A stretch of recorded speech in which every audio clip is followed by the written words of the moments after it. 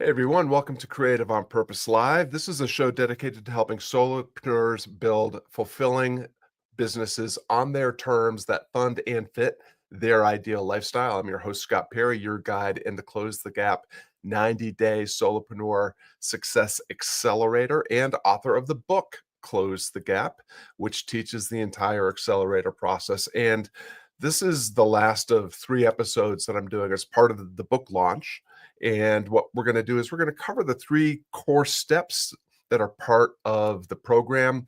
The 3 main components of Close the Gap are: first, clarify your direction; second, craft your path; and then third, collapse time to target. So today we're going to talk about clarifying your direction. I'm going to give a little overview, and then I've got Emma and hopefully some other folks from the Solopreneur Success Circle community coming in, and we'll do some questions and share some reflections and just kind of roundtable discuss this idea. So when we're talking about clarifying direction, we're talking about our business direction, our independent business direction. Now, most of the folks that are followers of my work on Substack or readers of my book or are in my coaching program, Close the Gap, they are folks that are offering some sort of product and they're looking for better customers to put that product in front of, better customers to interact with and engage with and purchase that product to solve whatever problem it solves or achieve whatever aspiration it achieves. Or they're people that are in the coaching, consulting, teaching space that are looking for clients, best fit clients, people that are a perfect fit for the solution on offer through their service, whether that's coaching program or a community of some sort, or maybe some sort of course. When we are thinking about clarifying our direction, the first thing is we have to actually know what we're what our business was created for, because our business was not created to be just a glorified hobby where we're going to spend all of our time. It is, I imagine, most of the people tuning into this broadcast created a business because they wanted that business to fund a particular ideal lifestyle that they have in mind, and they want their business to fit around that ideal lifestyle. And one of the things that you have to do first is actually get kind of clear about what exactly that ideal lifestyle looks like. Instead of just saying, oh, I just want to make more money or I just want to have more time, what would you do with that money? What would you do with that time? What's the ideal lifestyle? As an example, when I was first developing this process, the ideal lifestyle that I thought I was designing my business around and hoping my business would fund is a life of travel. My wife and I are empty nesters. It didn't appear that we were going to be grandparents anytime soon. We had sold our house over the pandemic, and we were putting aside money. We wanted to put aside money so that we could have a year of unencumbered travel where we would have all the money set aside to go wherever we wanted to go on a whim, travel the world, and that sort of thing. So that was our ideal lifestyle that my business was being designed around. And then my oldest son and daughter-in-law decided that they were going to have a baby, and they announced that they were going to that they were due in April of 2021. My wife and I immediately decided that we wanted to be the daycare providers. It completely shattered that ideal lifestyle. And what we ended up doing instead is designing businesses around the idealized lifestyle of spending all day, every day, 5 days a week with our grandson. And that helped us to craft or create a North Star that we were heading towards with our business. So you have to know where you're going. The more important challenge for many of us is, do we actually know where we're starting and what we're starting with? And so in both the coaching program and in the book, which is available on Amazon for $1, you can get the whole process for $1.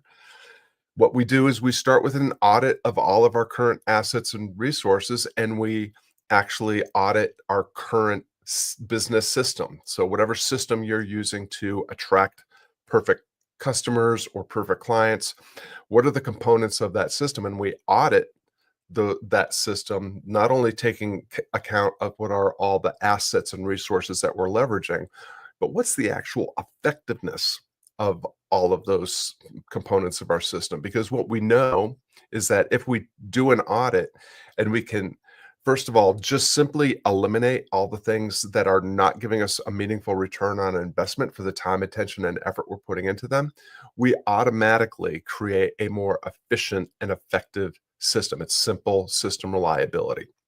So, with this clarified direction process, we need a clear endpoint, a goal that we're heading for, a destination that we're heading for, and we need a clear starting point, because only when we have those two things are we able to establish direction.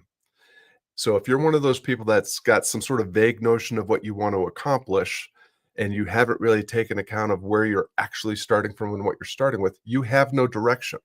And so if you don't know where you're going, any path will get you there, is the way the old adage goes.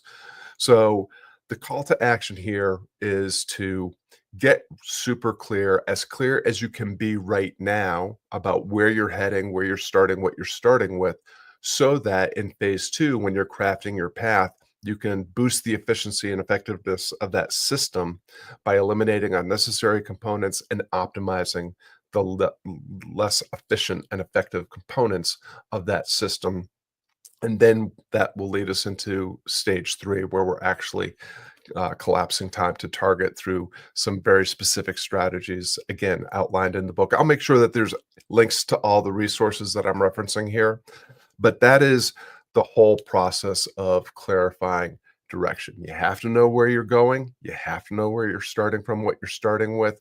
And only then can you start to take account of the resources and assets that are in place so that you can create a more effective and more efficient system that will increase the velocity of your journey from where you are to where you want to be, but also give you a greater sense of ease and enjoyment as you're going. So that's the clarified direction piece of our in this first of the last three episodes around Close the Gap. I'm going to bring in Emma and Cato, who have been sitting patiently in the waiting room while I've been blathering on. And as they're coming in, I want to share a little bit about something that I've been toying with these last several days. So, the folks at Magic Mind recently reached out to me and encouraged me to take a challenge with them, a 2-week challenge using their product. Now, if you're not familiar with Magic Mind, it's a supplement.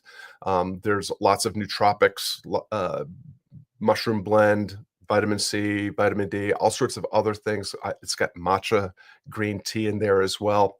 And as someone that's been on a 10 mushroom blend supplement for some time, I was totally open to this idea. I've found a lot of benefit from adding a little of this mushroom powder to my first cup of coffee in the morning.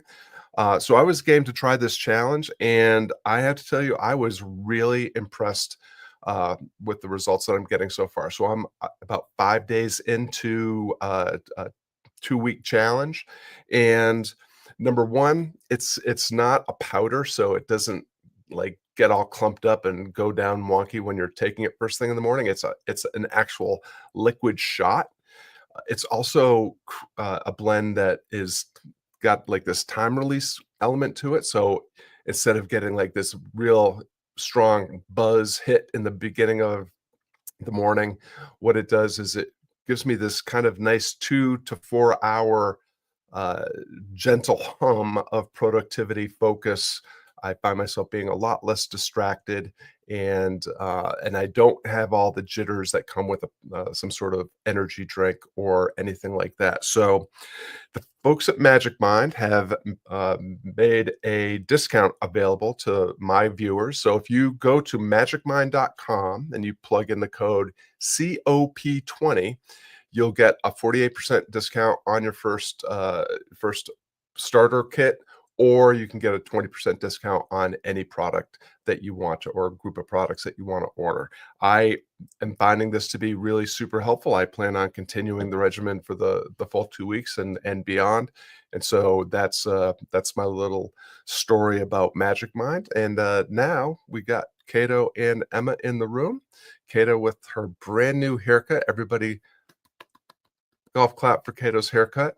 And yeah, Cato, Emma, any immediate thoughts, reflections, questions about this whole idea of clarifying your direction when you're getting started with trying to optimize your systems? Well, I kind of wish I'd seen this before. I just had a conversation with somebody, and I think that the thing was that they don't know. I was thinking of you, Scott, because I realized, oh, don't think they know exactly where they are right now. And I was like, oh, if Scott Perry was here, he'd have wise things to say. So I will have to Well, be. it's the most common challenge I find with the folks that come to me is everybody has an idea of what they want. Unfortunately, the idea of what they want is usually I just want more money or I just want more time. Um, the greater challenge is getting a little bit clearer on what would you actually do if you had that time, if you had that money. But even if there's some clarity around where you're heading, the clarity around what you're actually starting with and where you're starting from is always the biggest challenge, which is why we have in the program an audit where you actually are going to go through a checklist of common resources and assets so that you actually do know. And here's the benefit. Unlike other programs where they want to teach you some sort of brand new sexy tactic or strategy or sell you on some new, bright shiny tool, my contention is you probably already have more than enough of what you need to succeed. It's actually more a process of elimination. Let's get rid of all the things that you don't need, and let's boost the efficiency and effectiveness of the one or two or three things that you do need to start getting real traction and momentum toward collapsing time to target to your goals. So yeah, you're welcome to send any of those folks my way, Cato. I'll be sure to straighten them out real quick. Okay, so my question is where I'm starting from. So I sell is high level, but I know that I cannot go and start talking to people about that because then they're going to get confused. So I decided to just pick one thing and that's reviews. So when I started, like my ideal lifestyle, I was working as a teacher and I wanted to retire. And I didn't know that it was going to take long, that this was like a long goal. I thought that it was going to be faster. And that is something that I have been like threw me off course practically because then I had to then find other ways to get income when I. So then it has been hard. It has been hard on me because I had an income and I left it to to because I thought it was going to be faster. And now I see, like through the year, I have learned that that's one of our defaults, that we want things to go faster or somehow we think that this could be faster, and that's not. Now I know. Yeah, well, I think congratulations, Emma. You're a human being. We always think that things are going to happen faster than they tend to. In some ways, the secret good news is things if we're really intentional about crafting clarifying our direction, crafting our path, and how we go about collapsing time to target, we can actually get where we want to go much faster than most people think is possible, because most people are just blindly following some guru or digital marketers strategy that worked for them in the past. The unfortunate thing is you're not them, and it's not no longer the past. One of the things that I'm, just to also, one of the things I tell all of my clients is if you've got a steady gig that's helping you take care of your financial responsibilities without completely sucking the soul out of your body, stick with that. We'll find the time outside of that to get your side hustle or your solopreneur endeavor off the ground to the point where it replaces your income. I've been very, very lucky in that I've successfully leveraged whatever I'm currently doing to transition 3 or 4 times in my career. So, I am sorry that you had that experience. Um, and the the last piece is the setting the ideal lifestyle goal that's a vision, that's a North Star. It's something that's actually subject to change, as like I shared in my origin story. Like, my North Star completely changed when we became grandparents. Suddenly I had a new number one life priority and life idealized lifestyle. We'll talk about this more in the next broadcast, but the key is once you have the direction, like the once you have mapped out the longer journey, then it's about those 90-day quarterly chunks. It's about identifying, okay, so here's where I am, here's where I want to be. Now, what if I accomplished it in the next 90 days? Is the biggest force multiplier, the thing that would actually move me the furthest and the fastest toward my ultimate goal, and making that um, the current objective, the current 90-day objective, and making that your priorities in the Close the Gap program. What we call it, what we always reference, what am I trying to accomplish? What I'm trying to accomplish is whatever I set as my 90-day objective when I started the program, because then every single day through the daily coaching and through the weekly calls, we can identify most immediate constraint to that objective. And if we blast constraint after constraint after constraint on a daily basis, weekly basis, over the course of 3 months, we will undoubtedly make, if not accomplish our objective, make significant progress that we could actually measure and see when we check the rearview mirror at the end of the 90 days. Even though it might look like looking out the windshield that there's a little bit of to go. So one thing that might be helpful to you right now is knowing what your lifestyle objective is, or idealized lifestyle goal. What, as we're coming into the new year, what's the thing that if I accomplish this right in the first 90 days of 2025 would actually get me closer?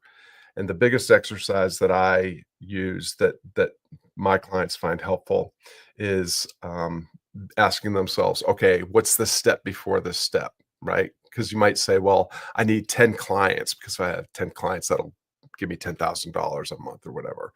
It's like, okay, well, what do you need before you have 10 clients? Well, you have to have a certain number of discovery calls or strategy calls, whatever your system is for acquiring those clients.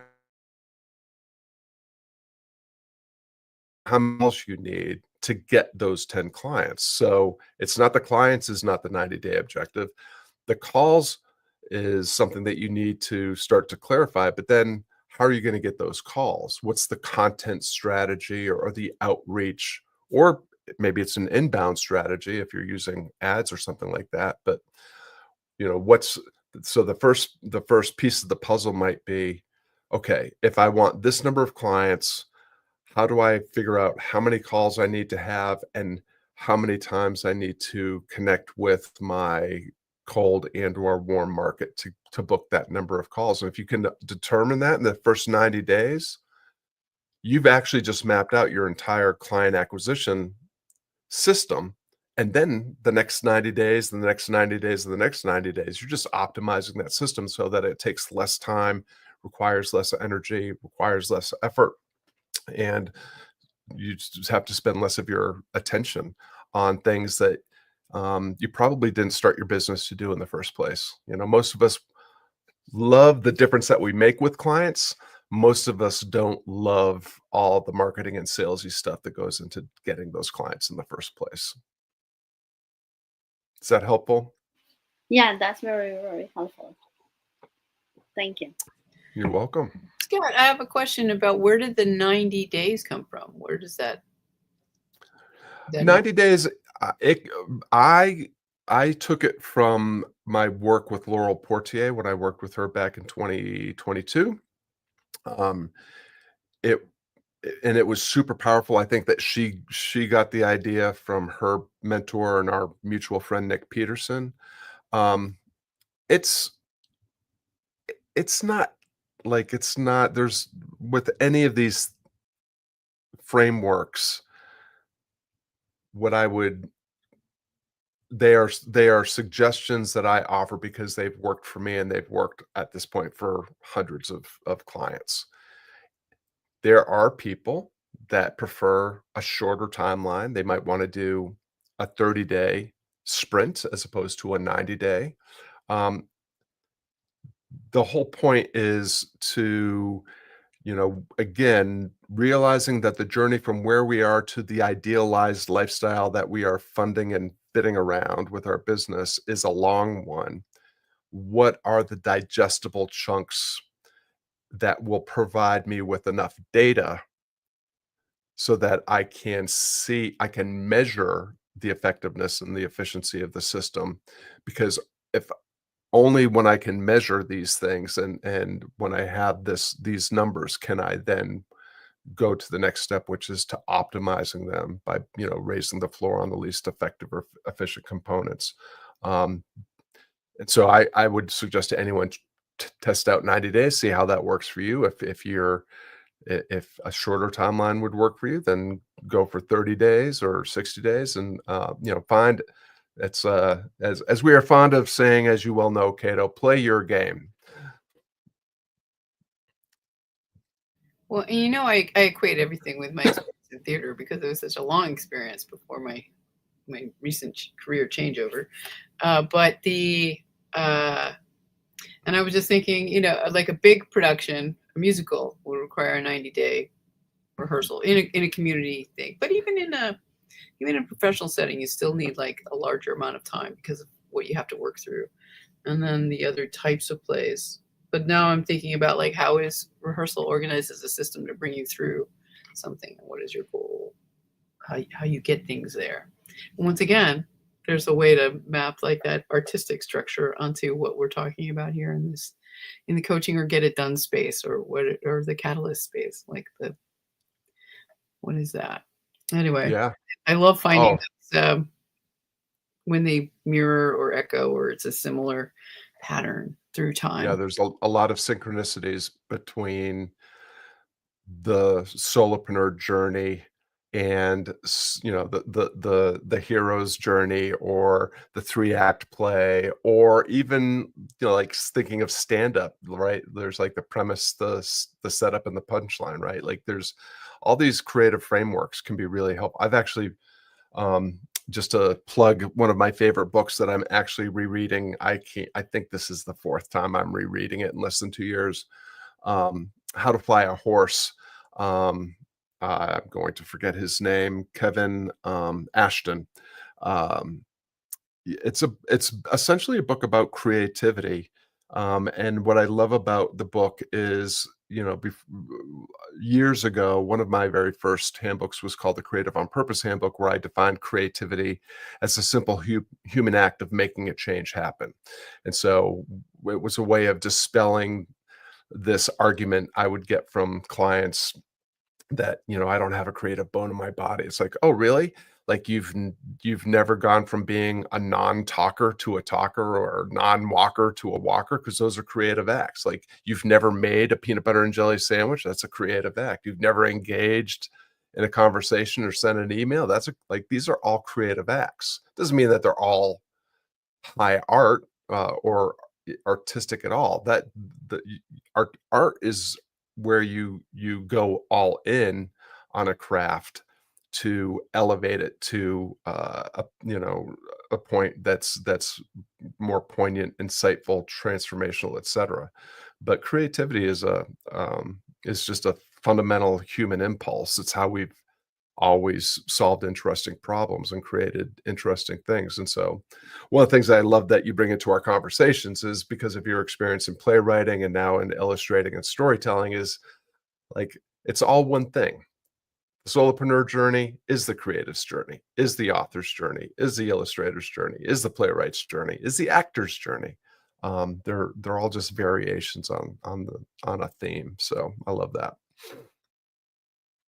Any final questions or reflections before we wrap up, Emma and Cato? I really appreciate you both jumping in and roundtabling some of these ideas with me.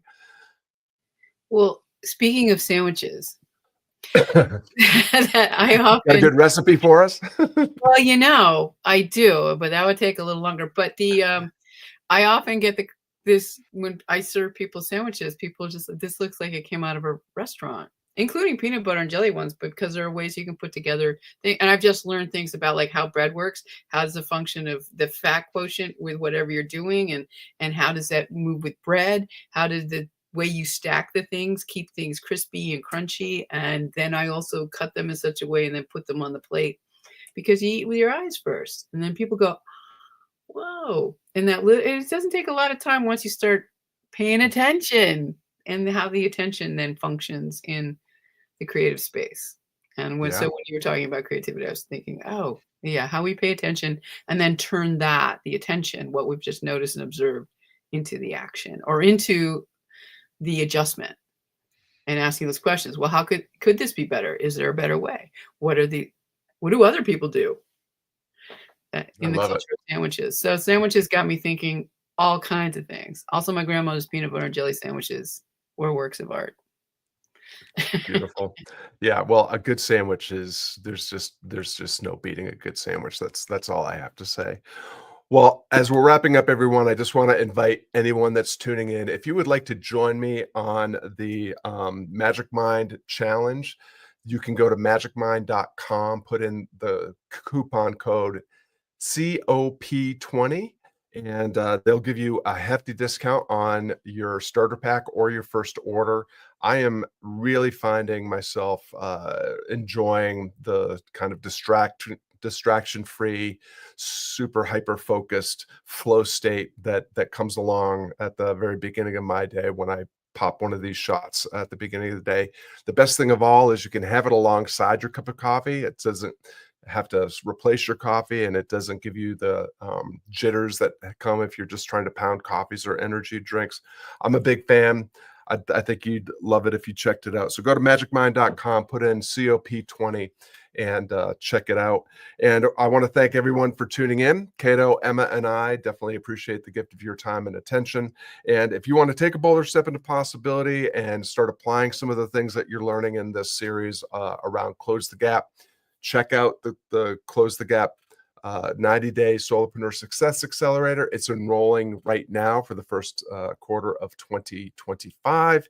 And I've got some really sweet bonuses for people that want to jump in and enroll early. We're going to get you jump started and getting going so that you hit 2025 running.